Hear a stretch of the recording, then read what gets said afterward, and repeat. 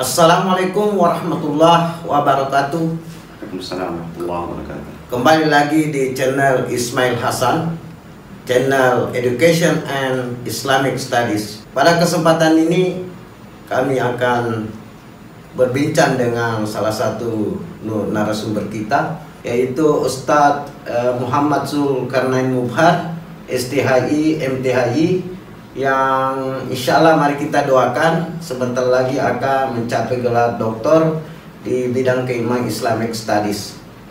Beliau ini adalah salah satu dosen tetap khususnya di program studi ilmu Al-Quran dan tafsir di Institut Agama Islam Muhammadiyah Sinjai. Beliau juga ini adalah di kampus diberikan amanah untuk menjadi ketua lembaga Al-Islam dan Kemuhammadiyahan. Beliau juga diberikan amanah untuk menjadi ketua Majelis Tabligh Pimpinan Daerah Muhammadiyah di Kabupaten Sinjai. Saya sendiri Muhammad Tanis akan bersama dengan bapak-bapak, kawan-kawan sekalian, bersama-sama kita akan mendengarkan beberapa hal terkait dengan Al-Quran bertepatan dengan tanggal 17 Ramadan. Baik, mungkin bisa kita mulai, Ustaz. Bismillahirrahmanirrahim. Assalamualaikum warahmatullahi wabarakatuh. Pada kesempatan ini, alhamdulillahirabbil alamin, kita diberikan kesehatan oleh Allah Subhanahu wa taala untuk membincang seputar pedoman hidup kita, Al-Quran Al-Karim, atau juga bisa disebut dengan Al-Quranul Majid. Kenapa kita katakan tadi sebagai pedoman? Karena tidak ada kehidupan tanpa pedoman, dan pedoman sebagai peta dari kehidupan itu sendiri. Banyak orang yang kemudian akan tersesat kalau dia tidak menggunakan peta yang baik. Dan satu-satunya peta kehidupan adalah Al-Quranul Karim. Baik, Ustaz. Yang pertama mungkin, Ustaz, yang perlu kita ketahui adalah apa itu Al-Quran? Al-Quran dikatakan dengan Al-Quran dalam banyak definisi atau dalam banyak pengertian. Yang pertama itu dikatakan Al-Quran diambil dari kata qara'a, yang berarti bacaan. Qur'anun kemudian berubah kata menjadi Qur'anun, artinya senantiasa dibaca. Seperti di awal tadi saya katakan, namanya pedoman harus dibaca, harus dilihat terus-menerus, diperhatikan terus-menerus, dan diteladani baik-baik, dijalankan sesuai dengan apa yang terbaca. Maka disebutlah dengan Qur'anun. Itu salah satu makna yang paling disepakati oleh jumhur ulama. Oh iya, berarti Al-Quran itu adalah bacaan. Bacaan, betul. Terus bagaimana dengan menghafal, Ustaz? Dia juga Quran membaca, sama juga artinya menghafal, artinya membaca tanpa melihat teks. Bisa juga diartikan menghafal, kalau dalam Al-Quran itu disebutkan hafiz. Al-Quran itu disebutkan bahwa Al-Quran ini mahfuz. Mahfuz itu artinya terjaga. Terjaga. Jadi terjaga apanya? Terjaga otentitasnya melalui hafalan. Terus pertanyaan selanjutnya adalah bagaimana cara turunnya Al-Quran? Karena ini kan Nabi Muhammad SAW adalah seorang manusia, betul. Sedangkan Allah itu adalah Tuhan, sesuatu yang tidak terbatas. Nah, bagaimana yang tidak terbatas itu atau yang terbatas itu bisa berkomunikasi dengan yang tidak terbatas? Karena itu banyak orang mau bertanya bagaimana caranya Al-Quran itu diturunkan, atau turunnya itu apakah dari atas atau ke bawah, sebagaimana pengertian harfiah kata. Baik, kata turun, iya, biasa diterjemahkan seperti itu. Di dalam Al-Quran kita akan menemukan banyak kata dengan lafaz itu. dengan terjemahan tadi kata turun, kata anzala, unzila, nunazzilu. Pertanyaannya, apakah turun seperti seseorang yang turun dari rumahnya melalui tangga dari atas ke bawah? Maka yang pertama maknanya adalah dia turun dari atas ke bawah dalam posisi derajat. Allah Al-A'la, yang paling tinggi. Dunia diartikan dalam bahasa Arab itu dana'ah, rendah. Dari Al-A'la, dari yang paling tinggi ke tempat yang rendah disebut nazala, turun. Maka Allah Subhanahu wa Ta'ala sebagai yang tertinggi, Al-A'la, itu menurunkannya ke tempat yang adna, yang kemudian disebut dengan dunia. Dunia itu tempat yang rendah dari Allah Subhanahu wa Ta'ala, dan Nabi Muhammad sallallahu alaihi wasallam sebagai bagian dari makhluk dunia. Dia posisinya rendah di dunia di sisi Allah Subhanahu wa Ta'ala karena berada di tempat yang rendah. Itu makna yang pertama. Bagaimana caranya? Apakah diturunkan seperti menurunkan benda dari atas ke bawah? Tidak demikian penjelasan Allah Subhanahu wa Ta'ala. Allah menjelaskan bahwa Al-Quran itu diturunkan kepada Nabi SAW ke dalam hatinya. Dalam Al-Quran Allah Subhanahu wa Ta'ala mengatakan, "Qul man kana aduwwan li Jibril." Katakan kepada mereka yang memusuhi Jibril, "Fa innahu," sungguhnya Jibril itu, "nazzalahu ala qalbika." Jibril itu membawa Al-Quran ini turun dari tempat yang tertinggi di sisi Allah Subhanahu wa Ta'ala ke dalam hatimu, wahai Muhammad. Jibrilnya yang membawa Al-Quran ini turun dari Allah, dari tempat tertinggi yang kita kenal dengan nama Lauhul Mahfuz. Ada beberapa perdebatan para ulama tentang bagaimana turunnya dari Allah Subhanahu wa Ta'ala sampai ke Nabi Sallallahu Alaihi Wasallam, ke dalam hatinya Nabi Sallallahu Alaihi Wasallam. Apakah langsung dari Allah turun ke Nabi Sallallahu Alaihi Wasallam atau ada proses lain? Orang-orang kafir dahulu mengatakan, ketika mereka menghina Nabi Sallallahu Alaihi Wasallam, mereka berkata, "Lau unzila hadzal Qur'anu jumlatan wahidah." Coba kalau Al-Quran ini diturunkan sekaligus. Kenapa mereka mengatakan itu? Apa dasarnya? Karena mereka melihat pada nabi-nabi dan rasul terdahulu. Karena Nabi Musa alaihissalam mendapatkan wahyunya Taurat sekaligus, Nabi Isa alaihissalam menerima Injilnya sekaligus, kemudian Nabi Daud alaihissalam dengan Zaburnya sekaligus. Dan bedanya lagi, kepada mereka para nabi dan rasul terdahulu yang mendapatkan kitab ini, itu mereka terima dalam bentuk tulisan. Berbeda dengan Nabi Sallallahu Alaihi Wasallam, tidak dalam bentuk tulisan. Manaul Qattan mengambil dari riwayat Abdullah bin Abbas radhiyallahu taala anhu bahwa Nabi Allah Subhanahu wa Ta'ala menurunkan Al-Quran itu pertama kali ke Baitul Izzah. Sekaligus. Baitul Izzah itu mana itu? Ada yang mengatakan di langit ketujuh, ada yang mengatakan di langit yang dekat dengan dunia. Tapi itu sudah menjadi wilayah gaib yang tidak bisa diraba oleh para ulama. Berarti itu hanya istilah ya? Istilah. Disebut dengan Baitul Izzah karena dia merupakan tempat berkumpulnya seluruh ayat firman Allah Subhanahu wa Ta'ala. A'azzahullah, Allah yang menjadikannya tinggi, menjadikannya mulia di sisinya. Dari situ kemudian Jibril mengambil satu persatu ayat berdasarkan apa yang diperintahkan oleh Allah. Turun sedikit demi sedikit. Makanya Allah mengatakan, "Kadzalika linusabbita bihi fu'adak." Tujuannya diturunkan sedikit demi sedikit itu supaya menguatkan hati Nabi Sallallahu Alaihi Wasallam.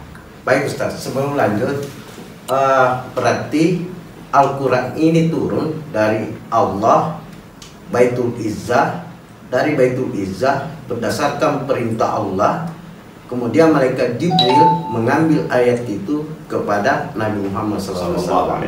Berarti Allah, Baitul Izzah, Jibril ke Nabi Muhammad SAW. Baik, yang selanjutnya Ustaz, yang perlu juga mungkin diketahui bagaimana kondisi Nabi menerima ayat-ayat itu. Apakah Nabi harus tafakur, Nabi harus bagaimana modelnya Nabi menerima wahyu? Diriwayatkan di dalam Sahih Bukhari, Iya. demikian juga di dalam Sahih Muslim, tentang bagaimana Nabi SAW menerima wahyu itu. Saya terjemahkan saja karena panjang hadisnya. Iya. Nabi SAW mengatakan, ketika wahyu turun kepadaku, maka seluruh badanku mandi dengan cucuran air keringat. Setiap kali turun wahyu, setiap kali sampai wahyu, deras cucuran keringat beliau Sallallahu Alaihi Wasallam. Namun beliau mengatakan, dan yang paling berat diantaranya adalah ketika saya seolah-olah mendengarkan suara dentingan lonceng yang sangat keras di telinga saya, sampai-sampai bisa membuatku pingsan. Jika bukan karena kekuatan dari Allah Subhanahu wa Ta'ala, mungkin beliau akan pingsan, saking kerasnya. Dan itulah keadaan yang paling berat bagi Nabi SAW ketika menerima wahyu. Kita ingat dalam sejarah Gua Hira misalnya, beliau harus merasakan rasa takut yang besar ketika menerima wahyu pertamanya, Iqra, sampai dengan ayat kelima, sampai membuat beliau harus demam setelah itu. Lalu kemudian turun lagi wahyu yang lain sesudah itu, dan seterusnya. Jadi ada rasa takut di dalam diri Nabi Sallallahu Alaihi Wasallam ketika beliau menerima wahyu, ada rasa khawatir. Tetapi lagi-lagi Allah mengatakan di dalam Quran surah Taha, ma anzalna 'alaikal qur'ana litashqa. Ketahuilah wahai Muhammad, saya tidak sampaikan wahyu ini kepadamu yang bernama Al-Quran ini untuk kamu susah. Jadi, cuma memang prosesnya susah, tetapi akibat yang didapatkan adalah kebahagiaan. Baik Ustaz, sebelum kita lanjut ke pertanyaan selanjutnya, tadi Ustaz mengatakan bahwa Al-Quran itu ayat-ayatnya turun secara beransur-ansur. Mungkin ada hikmah di balik itu Ustaz. Kenapa tidak sama dengan ayat-ayat di kitab-kitab sebelumnya? Ini Al-Quran turun beransur-ansur. Kalau yang biasa kita pelajari Ustaz kan turunnya itu 23 tahun, 2 bulan, 22 hari. Hikmahnya yang pertama adalah, yang jelas, tathbitul fuad, menguatkan hati Nabi Sallallahu Alaihi Wasallam. Itu yang pertama. Yang kedua, mengajarkan kepada umat dengan cara yang mudah. Itu hikmah yang kedua sebagaimana diungkap dalam Al-Quran. Yang ketiga, memberikan kemudahan untuk menghafalnya, mengingatnya, dan memahaminya. Makanya Nabi Allah Subhanahu wa Ta'ala mengatakan, walaqad yassarnal Qur'ana lidzikri. Kami telah menjadikan Al-Quran ini mudah untuk diingat.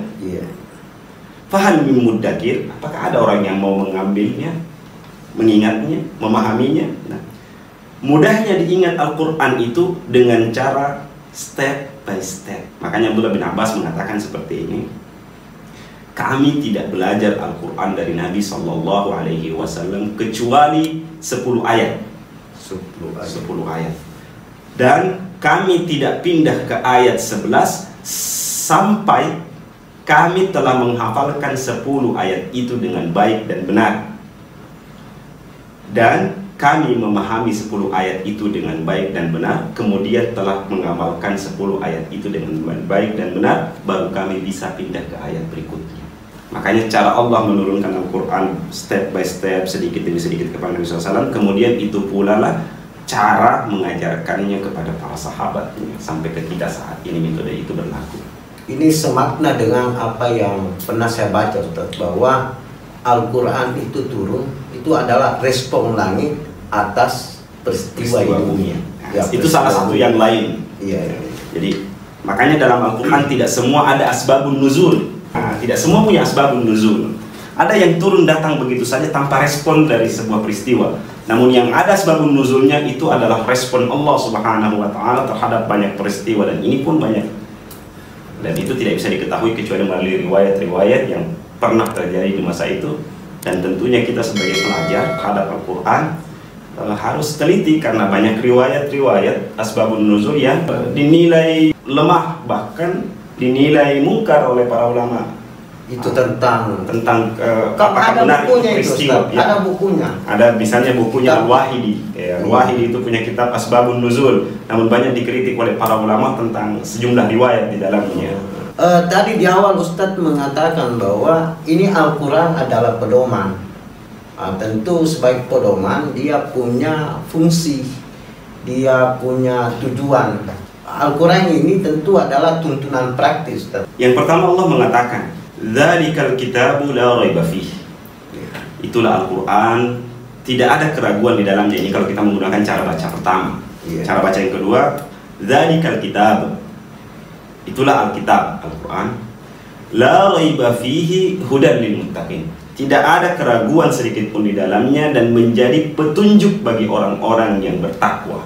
Jadi Al-Quran ini pedoman bagi orang-orang yang mau bertakwa kepada Allah. Petunjuk yang mau bertakwa kepada Allah Subhanahu wa taala. Berarti tidak ada lagi yang lain selain itu. Dan poinnya adalah tidak meragukan. Tidak meragukan. Tidak ada keraguan. Tidak boleh diragukan dan tidak ada keraguan sedikit pun. Semua membuktikan fakta. Ini dikatakan pedoman. Jadi kalau ada masalah, kembali ke Al-Quran. Makanya kalau ada orang yang bertanya-tanya tentang banyak perkara di zaman sekarang, seperti di masa COVID-19 sekarang ini, banyak yang bertanya-tanya, maka jawabannya sudah, daripada pusing, kembali ke Al-Quran. Al-Quran memberikan jawabannya yang sangat banyak. Ketika orang-orang bertanya, bagaimana itu wabah, Ustaz? Saya katakan wabah sudah pernah ada di zaman Fir'aun. Ada berapa banyak wabah yang Allah berikan di zaman Fir'aun. Jadi tidak usah khawatir dengan wabah. Wabah beralam, kabak, darah. Itu lebih parah karena wabah itu terlihat dan susah untuk dilawan kecuali dengan doanya Nabi Musa alaihissalam. Di zaman sekarang bagaimana melawannya? Di samping kita melakukan social distance, kita juga bisa melakukan muhasabah diri.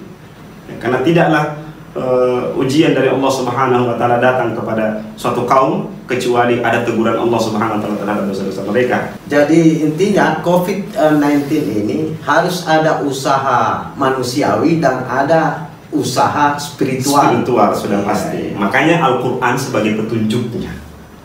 Penting untuk kembali ke Al-Quran, membacanya kembali, melihatnya kembali. Bagaimana sih cara para nabi dan rasul serta umat-umat terdahulu menghadapi sebuah wabah, sebuah penyakit, sebuah masalah. Ini kan Al-Quran diturunkan oleh Allah kepada Nabi Muhammad SAW. Dan Nabi Muhammad itu kan nabinya orang-orang Islam. Nah, apakah Al-Quran ini dikhususkan untuk kaum muslimin atau orang lain? Bagaimana dengan manusia yang lain yang bukan muslim? Allah berfirman tentang masalah itu. Allah berfirman, "Wa ma arsalnaka illa rahmatan lil alamin." Tidaklah aku mengutusmu wahai Muhammad kecuali menjadi rahmat bagi seluruh alam. Alam yang kita tinggali ini adalah alam dunia.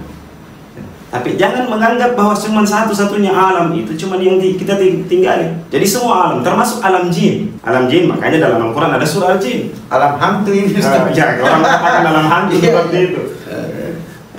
Sebab jin dan manusia dua-duanya disebut dengan as-saqalain. As-saqalain adalah dua makhluk Allah yang paling berat. Makanya Allah mengatakan, "Wa ma khalaqtul jinna wal insa illa liya'budun." Jelaslah dari ayat itu, tidaklah aku ciptakan jin dan manusia kecuali untuk menyembah. Maka jelas bahwa Al-Quran diturunkan supaya manusia dan jin ini menyembah kepada Allah Subhanahu wa taala semata. Berarti untuk. Jadi kalau ditanyakan untuk manusia lagi, kita lihat lagi di ayat yang lain, ada lagi ayat yang mengatakan bahwa Nabi SAW diutus bersama dengan Al-Quran sebagai wahyunya. Allah mengatakan, "Wa ma arsalnaka illa kafatan linnas."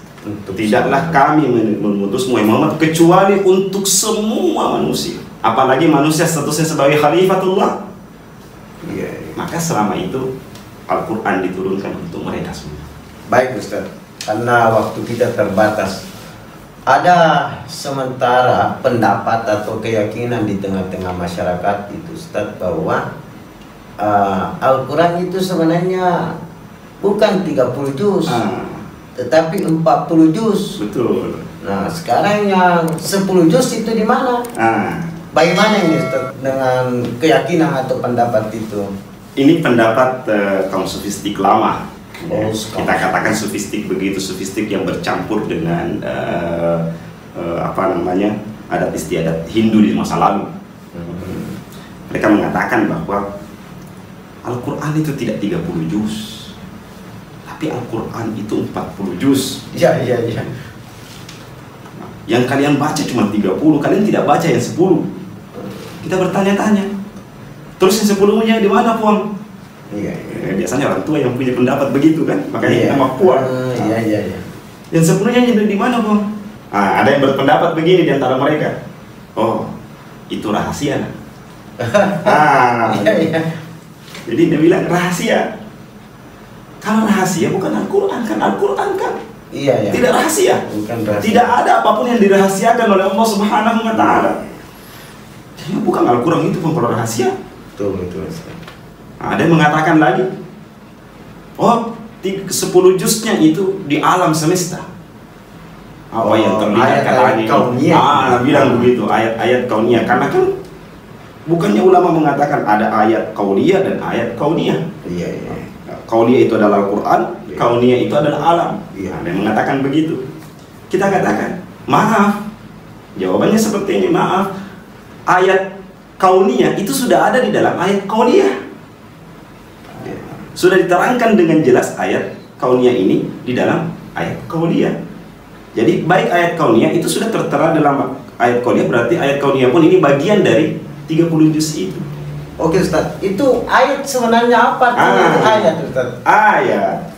Ayat itu kalau kita kembali kepada teks Al-Quran, maka dia adalah potongan. Potongan dari sebuah informasi dari Allah Subhanahu wa Ta'ala dalam Al-Quran. Namun dulu di zaman Nabi SAW belum ada yang namanya penomoran, hanya diberikan spasi saja. Iya. Spasi itu tujuannya adalah bisa bermakna dia adalah penafsiran dari ayat sebelumnya, dari penjelasan sebelumnya, atau dia datang dengan penjelasan baru. Itu untuk membedakan satu kalimat dengan kalimat yang lain. Itu makna dalam teks. Tapi ayat di dalam Al-Quran sendiri disebutkan dengan banyak ayat, ya. Di banyak firman Allah. Kadzalika atatka ayatuna, misalnya kata Allah. Demikianlah telah datang ayat-ayat kami kepadamu. Apa yang dimaksud itu? Adalah tanda-tanda. Satu. Yang kedua, peringatan. Yang ketiga, informasi. Iya, itu artinya ayat. Arti ayat. Terkait tadi itu Ustaz, apakah memang itu 30 juz, penulisan yang 30 juz itu sudah ada di zaman Nabi, di zaman sahabat, atau di zaman apa itu Ustaz? Nanti dia ada di masa Bani Umayyah. Di zaman Bani Umayyah yang istilah 30 juz itu. Itu tujuannya adalah untuk memudahkan membaca Al-Quran, khususnya di malam-malam Ramadan. Termasuk katanya yang harakatnya dhamma. Nanti di sana, ada Abul Aswad Ad-Du'ali yang punya andil yang besar dalam memberikan harakat. Dulu Al-Quran itu tanpa titik, tanpa harakat.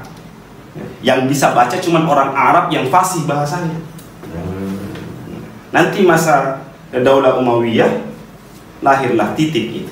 Kemudian dulu dibaca per hari di bulan Ramadan utamanya, per hari. Maka lahirlah juz 1, juz 2, juz 3.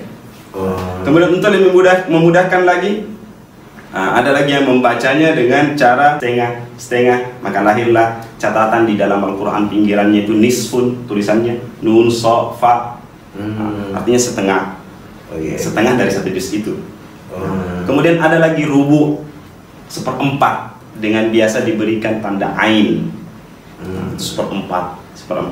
Ini sebenarnya tujuannya dibuat itu ijtihad. Tapi tidak merusak makna dari Al-Quran itu Ustaz. Bukan teksnya yang dirubah, tetapi hanya pembagian cara membacanya untuk memudahkan dibaca. Oh, semacam metode ini. Mudah dibaca, mudah dipahami. Lebih kepada metode. Baik, mungkin pertanyaan terakhir ini Ustaz. Kan tadi Al-Quran itu diturunkan secara beransur-ansur, ayat, kadang 1 ayat, kadang 10 ayat.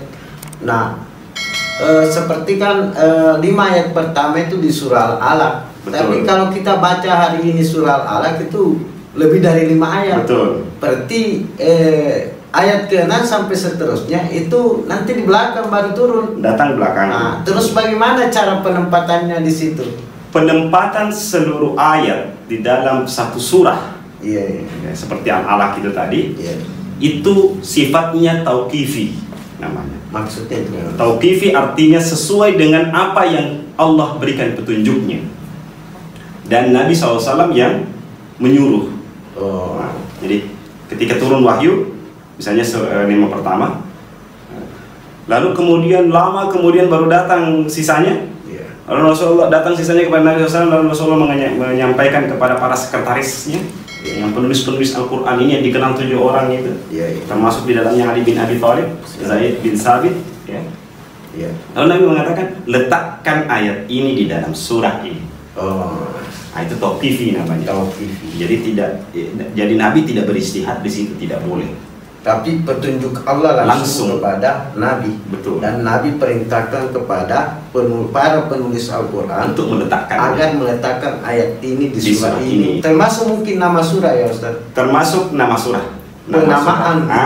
Termasuk penamaan nama surah itu juga tauqifi. Meskipun ada pendapat yang mengatakan itu ijtihadi, tetapi mayoritas ulama mengatakan dia tauqifi, datang dari Allah. Baik Ustaz, terima kasih. Inilah perbincangan kami tentang Al-Quran. Insya Allah di kesempatan yang lain kami akan berdiskusikan lagi, menanyakan lagi tentang hal-hal yang terkait dengan Al-Quran. Sekali lagi, ingat jangan lupa like and subscribe channel Ismail Hasan. Masukan tentunya kami butuhkan untuk kesempurnaan channel ini, dan semoga apa yang disampaikan oleh Ustadz tadi membawa manfaat buat kita semua. Assalamualaikum warahmatullahi wabarakatuh.